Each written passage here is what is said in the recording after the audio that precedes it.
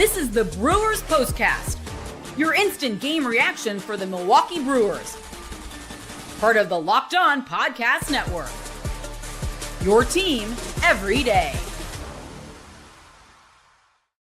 Back-to-back beatdowns, belt to the backside for our Milwaukee Brewers, flexing their home run power tonight. 3 of them, to be exact, including a statement victory and now 1 win away from sweeping the Chicago Cubs right out of the NLDS with a 7-3 win this evening. Hello, everyone, and welcome into the Locked On Brewers POSTCAST victorious edition. As always, my name is Brandon Snide. You can follow me on X, formerly Twitter, at Brandon_Snide. Quick, friendly reminder, we are available wherever you guys get audio podcasts. That's right, Apple, Google, Spotify, Amazon, wherever you guys get audio podcasts, you can get the Locked On Brewers POSTCAST. We are also over on YouTube, where hundreds of you are already lined up on the YouTube chat. We will get to your thoughts. We will get to your reactions.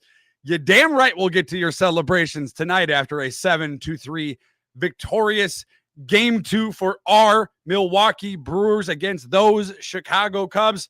We'll discuss this bullpen, man. A gamble by Pat Murphy, and it pays off. We'll talk about that. A response from this Brewers. How many times have we talked about the Brewers responding to adversity?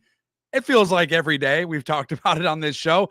We'll talk about that. And Jackson freaking Chourio is that dude, and he is making the world find out on the national stage. We'll discuss his performance. We weren't even sure if we were going to see him tonight, but we will certainly talk about what Jackson Chourio was able to do tonight for our Milwaukee Brewers. A fantastic victory.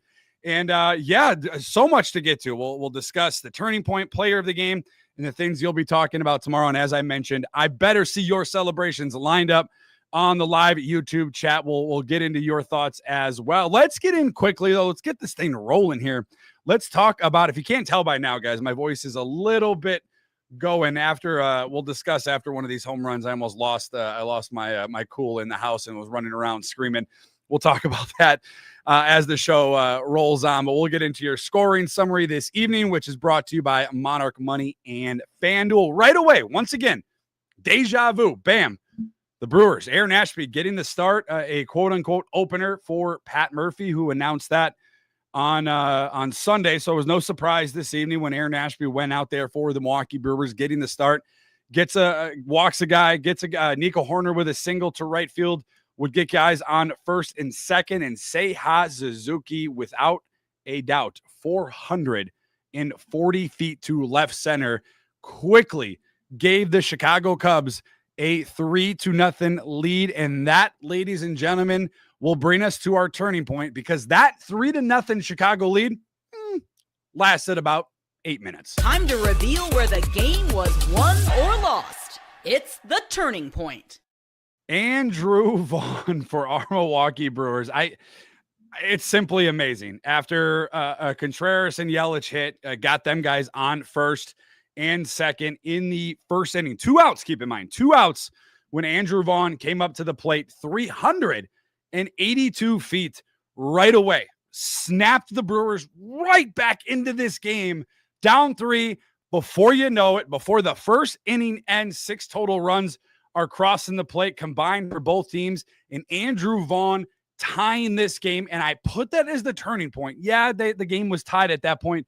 That's the response this team needed. That was it right there. That was so desperately needed off of the bat of Andrew Vaughn. That was his first home run, guys, since August 15th. He's been great. Andrew Vaughn's been great. He's been hitting the ball. He's been making great contact, but that was his first home run since August 15th. Can you find a bigger one throughout the course of the season than that one right there? I don't know if the Brewers, they may eventually get, they did score more runs, obviously 4 more to be exact, after that 3-run home run, but it was like the Michael Busch home run in Game 1. And you and I sat here and we talked about it. Man, Michael Busch leads off, but what did the Brewers do right away after he led off that game with a home run? Jackson Chourio with a double, Bryce Terrain with a double, William Contreras with a double. They grabbed the momentum right back, and they snagged it right away and took it back from the Chicago Cubs. And that is exactly what Andrew Vaughn did there in the bottom half of the first inning. And he was man, that felt so good for Andrew Vaughn. And he was maybe the most emotion I've seen out of Andrew Vaughn this season. That one off of Shota Imanaga, who get the start for the Cubs. He didn't last long in this one, 2 2/3 innings pitched. That would be a clean second inning for both of these teams.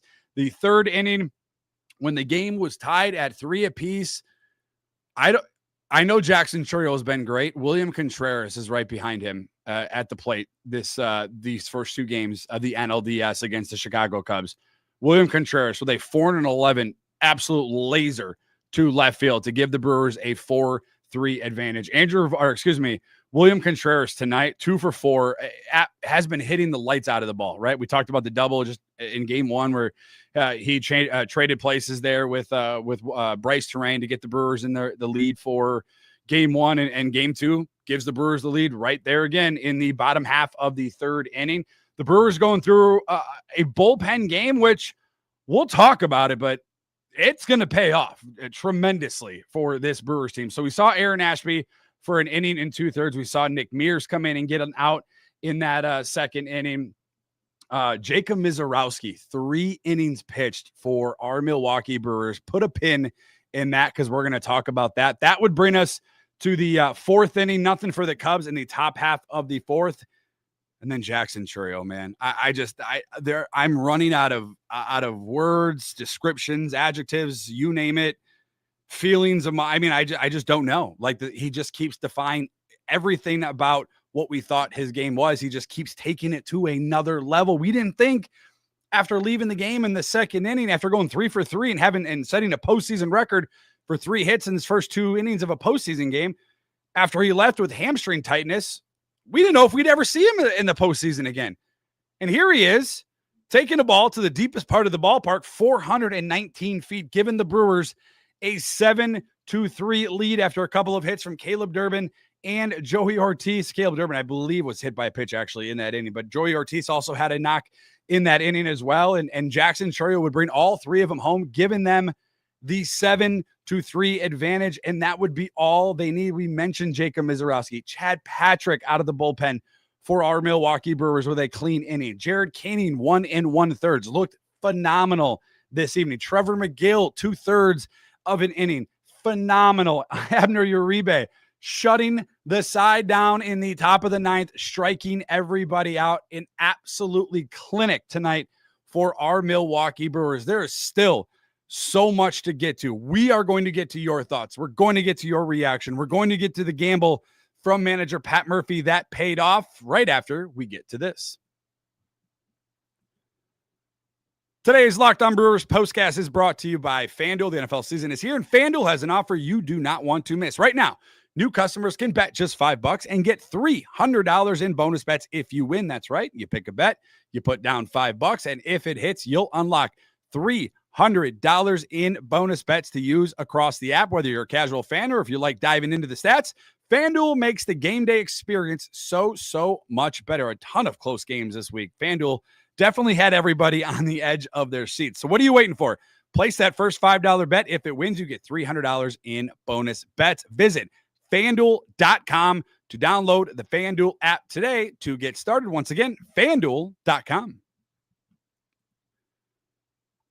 Today's victorious Locked On Brewers postcast is also brought to you by our wonderful friends over at Monarch Money. Most people can't name all their financial accounts or even what they're worth, whether it's 401ks, properties, or investments. And when you don't have the full picture, you can end up leaving money on the table. That's where Monarch Money comes in. All-in-one personal finance tool that brings you your entire financial life together in one clean, one easy-to-use interface on your laptop or on your phone. It's built for people, if you're like me, with busy lives. If you put off your organizing your finances, Monarch Money is for you. It does all the heavy lifting. You can link all of your accounts in minutes, see clear data visuals, get smart categorization of your spending, and finally feel in control of your money without ever touching a spreadsheet. Don't let this financial opportunity slip through the cracks.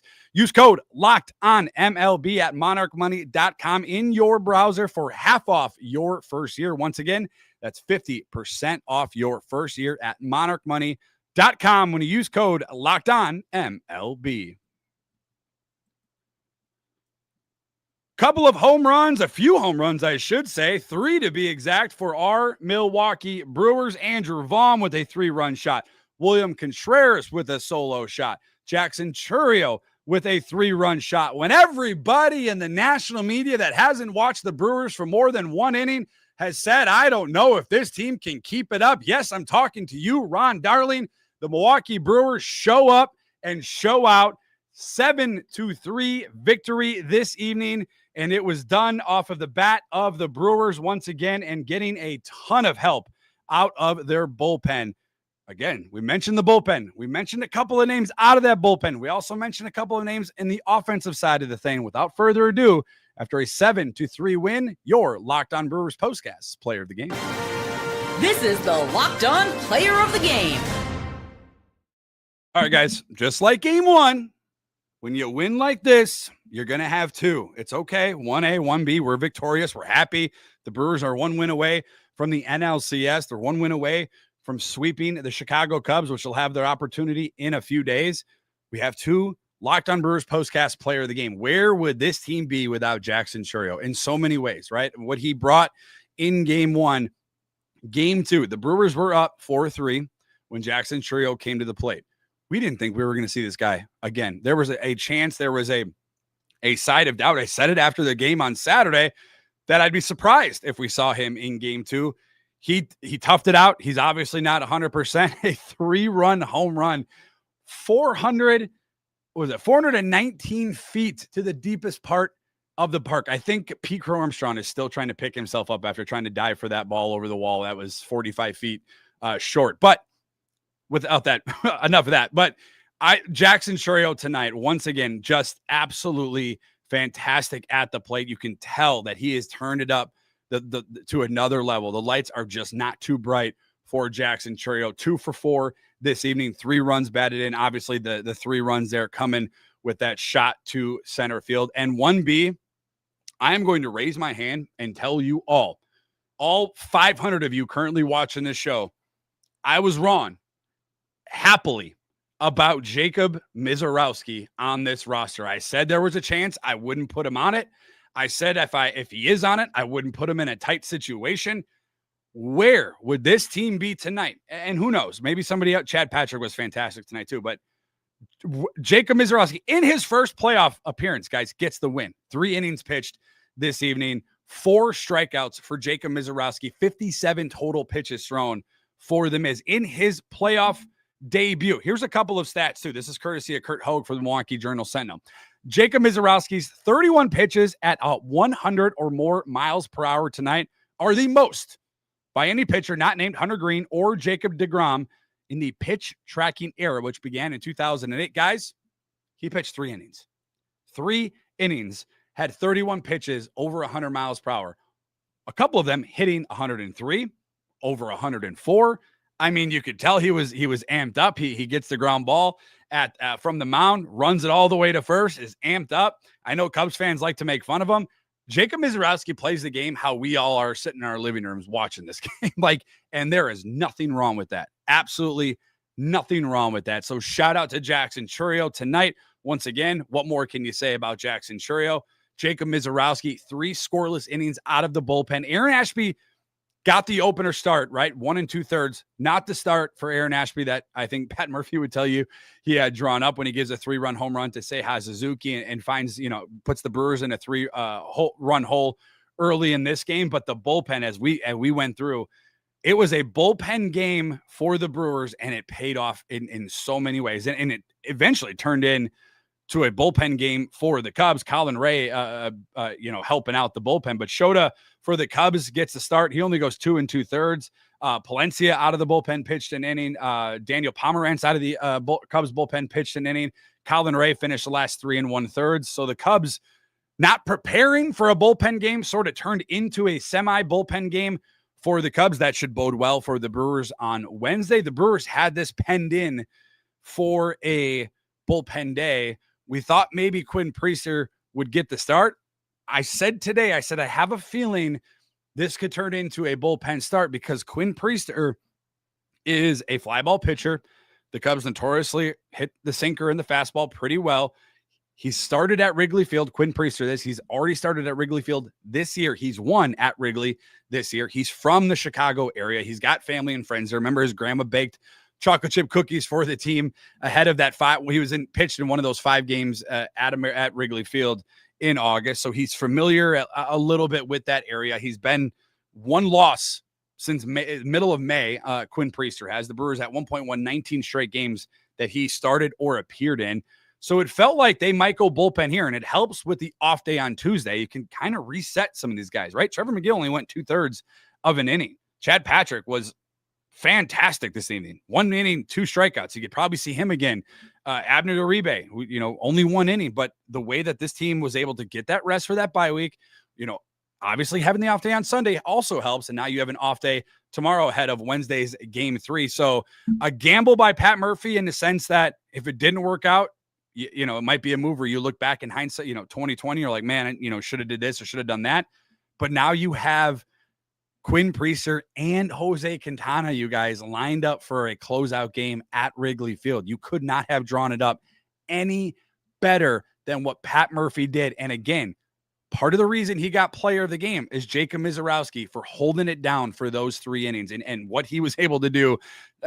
Obviously, the numbers I read off, touching the miles per hour on those fastballs, but being able to hone in the moment, right? It's an emotional game, an emotional series, and I thought he was fantastic. The things you'll be talking about tomorrow after a 7-3 Game 2 win.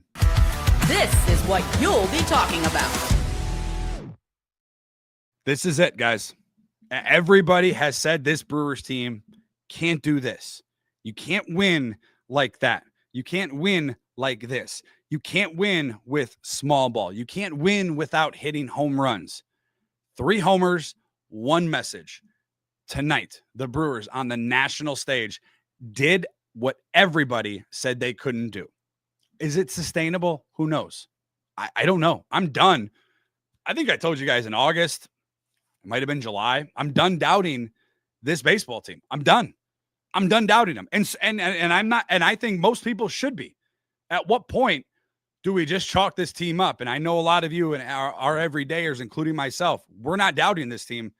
This message is for the people that just decided to cover this team this week, that just started watching this Milwaukee Brewers team. I don't know if they can win. I don't know if they can win without hitting home runs. Well, William Contreras, Andrew Vaughn, Jackson Chourio showed you tonight that they can.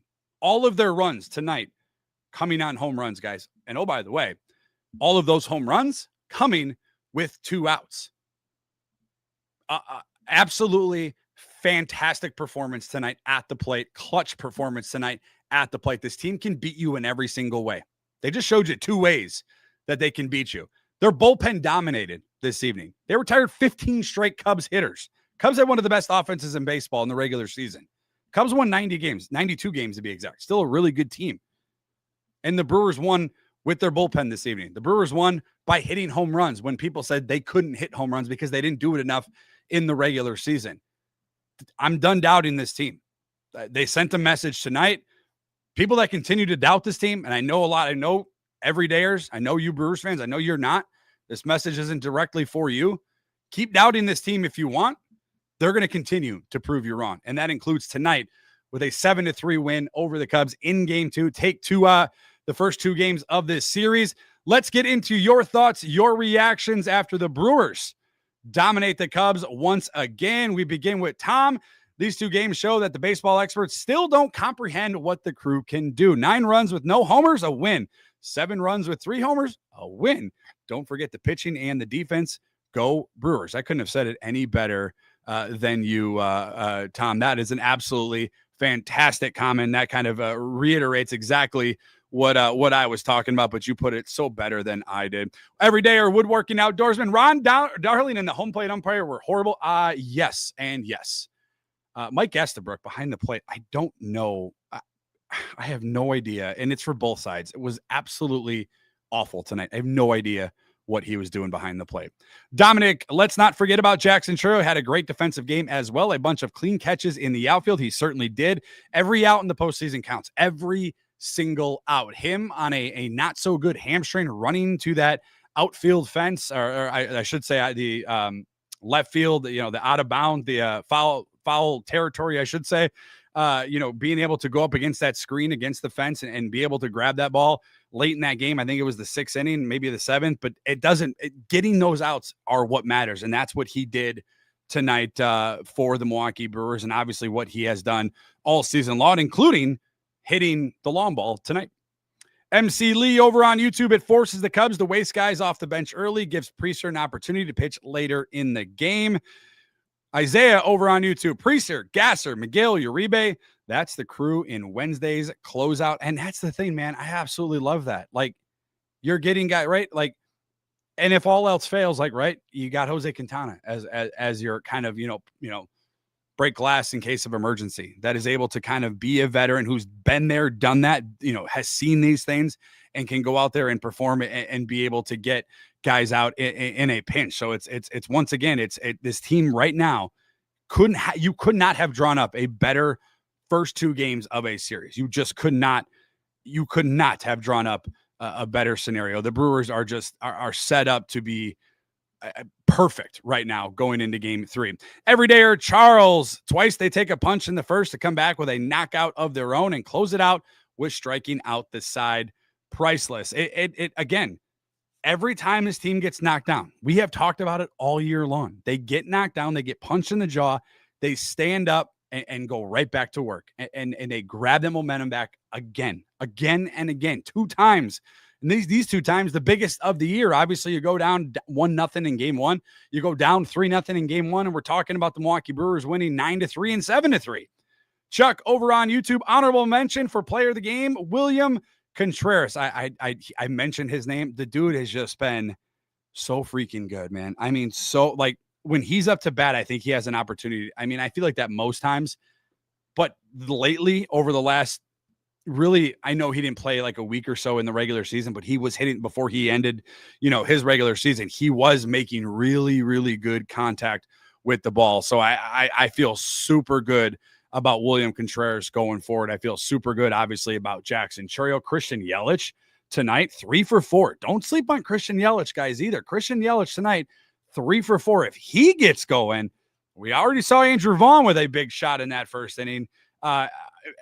Joey Ortiz tonight, guys, 2 for 4. Joey Ortiz tonight was phenomenal. Game 1 was also phenomenal, right? Had a couple of walks, and then tonight had a couple of hits. So this stuff is starting to really, really line up for the Brewers to be able to close out the Cubs. Dan over on YouTube, no doubts indeed. Even Ortiz getting a couple knocks tonight is encouraging. Full confidence in Uribe is nice, and it's nice for Uribe because when that dude is confident on the mound, he's got some of the nastiest stuff, right? That we'll see in baseball. And you guys know, you everydayers that have been with me all year long know how much I love Abner Uribe. And when he's pitching confidently and he has the slider working, and I'm telling you now, look out.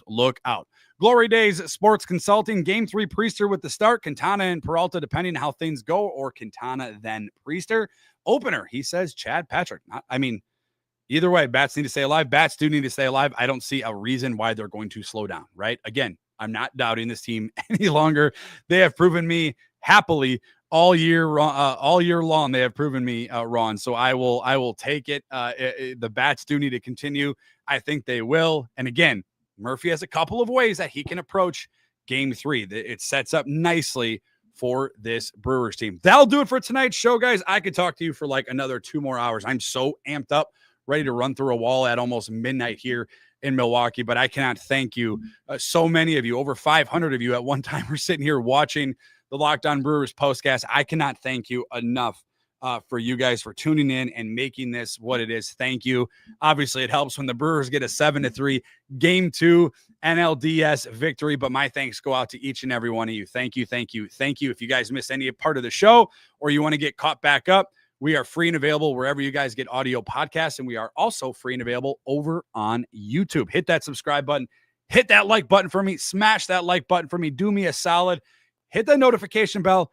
Get notified when we go live, and you bet your bottom dollar we will go live on Wednesday after Game 3, after hopefully the Brewers close things out against the Cubs at Wrigley Field. We'll talk about it. My name is Brandon Snide, I should say.